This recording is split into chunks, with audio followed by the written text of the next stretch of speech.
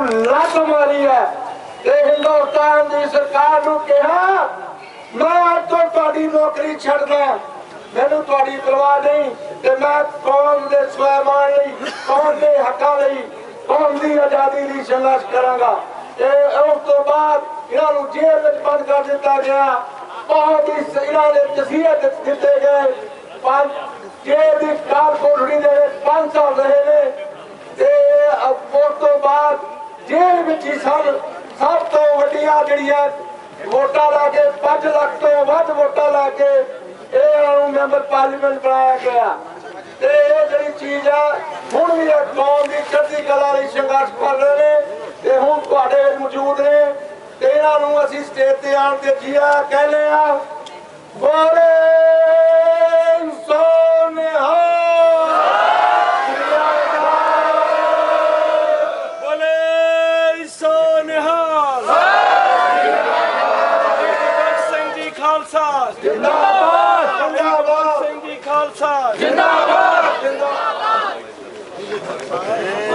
सारियां नूं बेनती करदे बैठ के भाई गुरबख्श सिंह जी तेरी सोच ते गुरबख्श सिंह जी तेरी सोच ते गुरबख्श सिंह तेरी सोच ते गुरबख्श सिंह तेरी सोच ते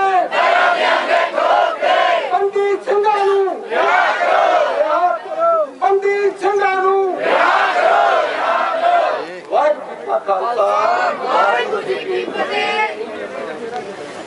गुरु प्यारी साध संगत सारियां नूं बेनती हाथ जोड़ के कौम के बहुत सत्कारयोग नेता सरदार सिमरनजीत सिंह मान प्रधान श्रोमणी अकाली दल अमृतसर उन्होंने तुहाडे नाल विचार साझे करने ने। भाई गुरबख्श सिंह वालों सारियां नूं बेनती है भाई गुरबख्श सिंह जी वालों कि सारियां संगतां बैठ के विचार सुनो। वाहिगुरू जी का खालसा वाहिगुरू जी की आओ माता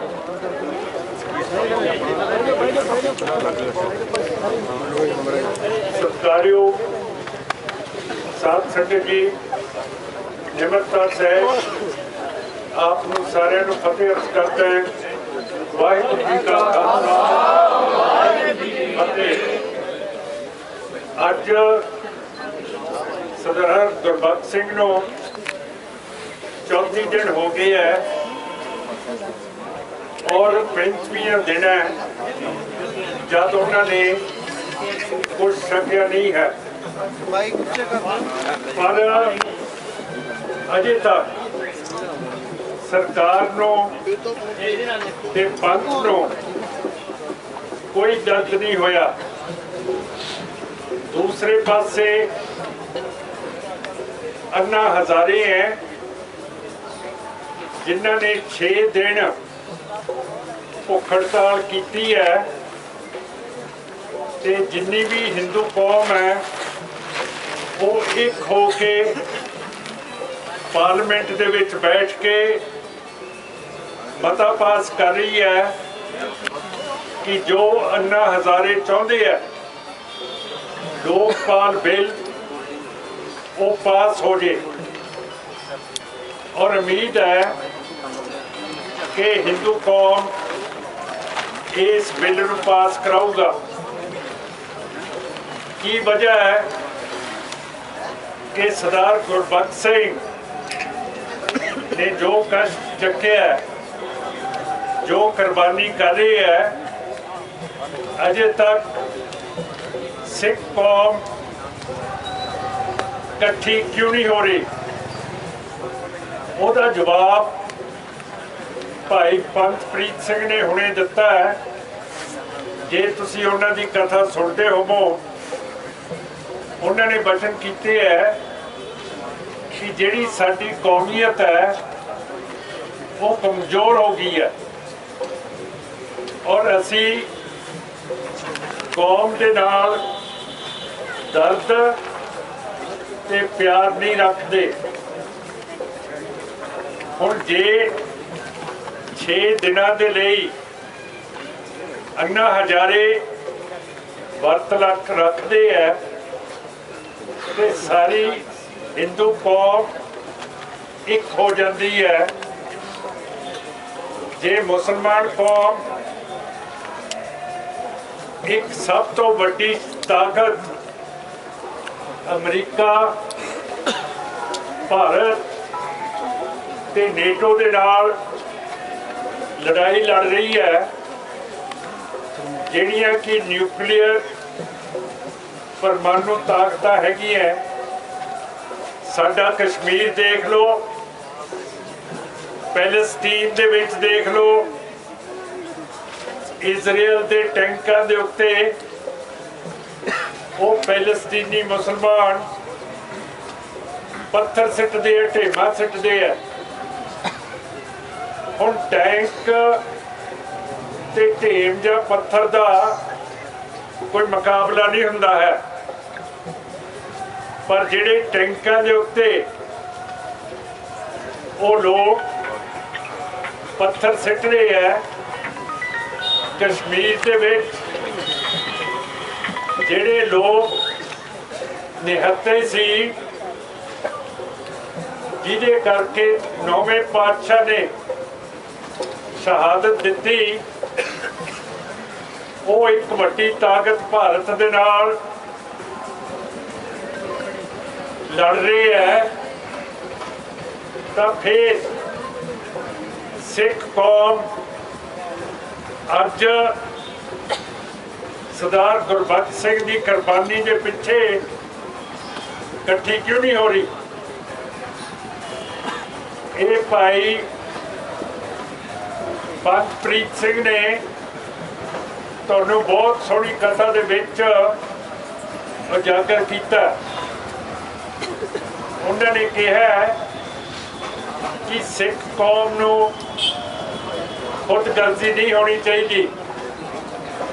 जो जैतो के मोर्चे दे विच सिखां दीयां गिरफ्तारियां हो रही सी, जो मैजिस्ट्रेट जथे दे विच जांदे होए सिखां दे नाम पुछदे सी, वो सिर्फ कहंदे सी कि मेरा पिता गुरु गोबिंद सिंह महाराज है, माता साहिब कौर जी ते नवास अनंदपुर साहब है। जिहड़ी कौमीयत है ये सानू गुरु साहबान ने दिती है। गुरु नानक साहब का फरमान है, ना असी हिंदू ना असी मुसलमान। इसका मतलब है कि पहले हुक्म दे विच गुरु नानक साहब ने एक नवा मजहब धर्म ते एक नवी कौम खड़ी करती। जे 10वें पातशाह ने फरमाया इन गरीब सिखों को 2 पातशाही, तो जो गुरु नानक साहब ने फरमाया ये वो वचन है। आप एक कौम है, कौम एक अलहदा होंदी है, जिहदा मजहब ते धर्म अलहदा होवे, जिहदा इलाका अलहदा होवे, जिहदा इतिहास अलहदा होवे, जिहदी बोली अलहदा होवे, जिहदा लिपि अलहदा होवे। देखो किवें इस धर्म नू ते कौम नू तैयार गुरु साहबान ने किया। जो गुरमुखी ते उस दी लिपि महाराज सच्चे पातशाह ने बनाई है। आपां कई चीज़ां गुरमुखी लिपि तो बगैर कह नहीं सकते। तुसी सारे हिंदी पढ़े हुए हो,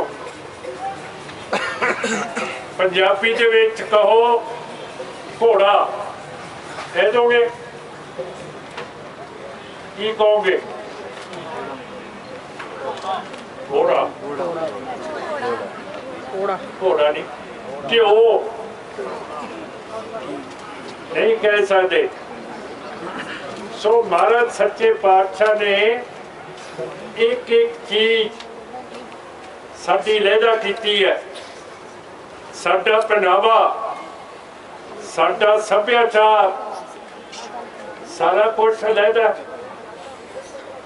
फिर जे मुसलमान ते हिंदू अपनी कौमीयत नूं समझदा है। हुण नरेंद्र मोदी ने इत्थे कल नहीं आना सी। नरेंद्र मोदी ने पंजाब दे विच आना सी कि मैं हिंदुआं नूं दिखावां कि मैं मुसलमान कौम चालू करती है। 2002 दे विच 3000 मुसलमान नरेंद्र मोदी ने गुजरात दे विच कतल करते। सेंटर दे विच सरकार बीजेपी ते बादल दल दी सी। ना गल वाजपेयी ने कीती, ना अडवाणी ने कीती। किन्नी तादाद दे विच कतलेआम मुसलमान दी हो गई है। कि संविधान की कहंदा? कोई संविधान ने नहीं कुछ कहा इन्हां नूं। मुसलमानों नूं थल्ले डेग के दूजी कौम सिखां दी चुभदी है कि ये साडे राह दे विच रुकावट है। जो कुछ असीं 1984 दे विच साडे नाल होया, पंजाबी सूबा तुहानूं पौंटा साहब ने कहा मामूली जी गल सी, पर क्यों नहीं दिता? क्यों करके हिंदू कौम ने कहा कि सिख वखरा होना चाहते हैं। हरेक गल दे विच टंग फसाई है। हुण सारा हिंदुस्तान भारत दे विच मोदी अपना ब्यूगल बजा के सिख कौम दे गद्दारां दे नाल रल के पंजाब दे विच आउणा चाहुंदा सी कि मैं हिंदू कौम नूं इलैक्शनां तो पहला जिवें इंदिरा गांधी मर गई सी ते राजीव गांधी नूं सब तो ज्यादा वोटां पईयां, इसे तरह हिंदूवाद दा मुख लीडर बन के मोदी धारवी बन के पंजाब नूं फतेह करन आ रहा सी। ते जिहड़े साडी कौम दे मुखबर दलाल है, उन्होंने उस दी जगराओ रैली का नाम फतेह रखता सीगा।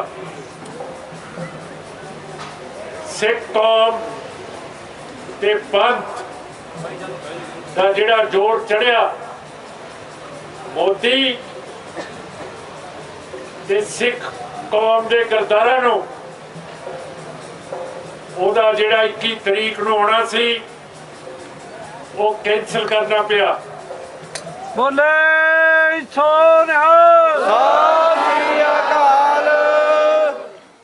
अज आपां गद्दारां दे हत्थ दे विच हैगी है। आपां नूं पता नहीं लगन दिंदे, सानू फंड दे दिंदे है, होर थोड़े बहुते काम कर दिंदे है।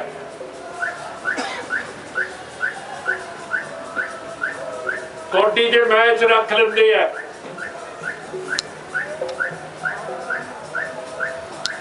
चोपड़ा बीपी नूं नचा दिंदे है।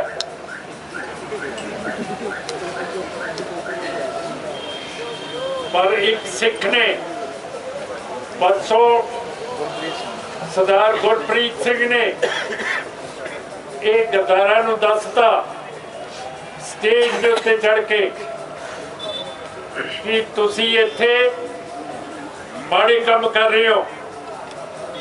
सरदार गुरबख्श सिंह नूं 32 दिन हो गए है, उसने खाधा पीता नहीं है। तो सत्कारयोग साध संगत जी, इत्थे श्री रविकांत DGP साहब बोलिया, शशिकांत, उसने सानू दसिया कि मैं IB का अफसर सीगा 1984 दे विच, ते मैनू पता है कि ये बादल ने ते रवैती अकालियां ने इंदिरा गांधी नू जाके कहा कि जे संत जरनैल सिंह पिंडरा वालियां नू तुसी कतल नहीं करते तो पंजाब भारत का टुकड़ा नहीं रहूगा। उस DGP ने इथों की स्टेज के उत्ते तुहानू दसिया ये एक IPS अफसर ने किताब लिखी है, तार ने तर उन्हें लिखा है कि सिखा का एक जथेदार अकाल तख्त का एक MP साडा मुखबर सीगा। मैं उस अकाल तख्त के जथेदार ते MP नू कई बारी बेनती की है कि जे धार जिहड़ा IB का अफसर है उसने किताब दे विच तुहाडा नाम लिख के ये दूषण लाया ते तुसी मानहानि का मुकदमा क्यों नहीं करते? नहीं करते क्यों करके धार ने ठीक लिखा।